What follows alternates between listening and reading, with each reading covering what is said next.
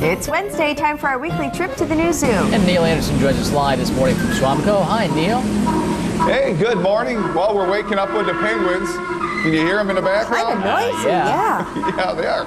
You know, they're African penguins, and there's only about 120,000 left in the world. They are an endangered species. We have 12 here, and we're going to show you up close and personal one of them, and this is Tweedle.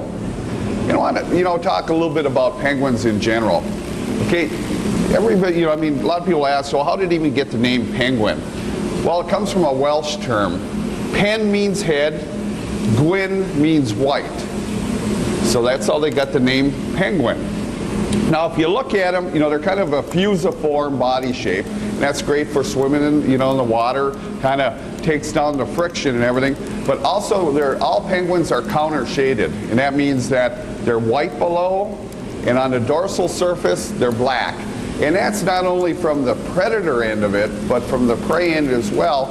If you're looking up at a penguin, the color of the surface of the water in the white kind of blends in, and if you're looking down then on a penguin, you look at the depths of the ocean and you'll see the dark color.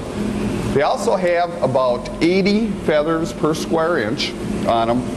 And one of the things you can take a look at, if you look close at the eye, now all penguins, have a lot of them have different colored eyes, like your rock hoppers, macaroni penguins. They have red eyes. Some penguins have blue eyes. Some have yellow eyes. Most of them, though, have brown eyes. But what they all share, too, is they have what we call a little nictating membrane, and that's what we call a third eyelid. And you'll see every once in a while it'll start from the front and it'll sweep back. See that? What that is to protect them from when they're swimming. It's just like a pair of swim goggles. That's crazy. The other thing is, isn't that cool? And then they're nearsighted as well on land. They see much better underwater. So when they're underwater, they see much better. Now, one thing with penguins too, you can see their beak, the shape of their beak.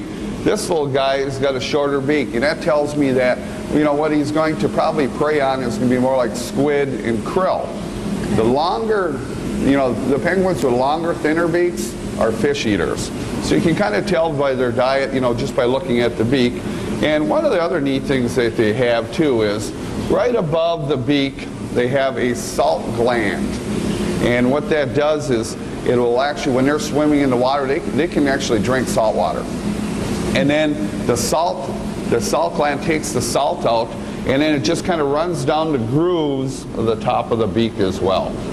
And that is a good way for them to go ahead, and keep their whole body in check, especially when you're out there in the salt water.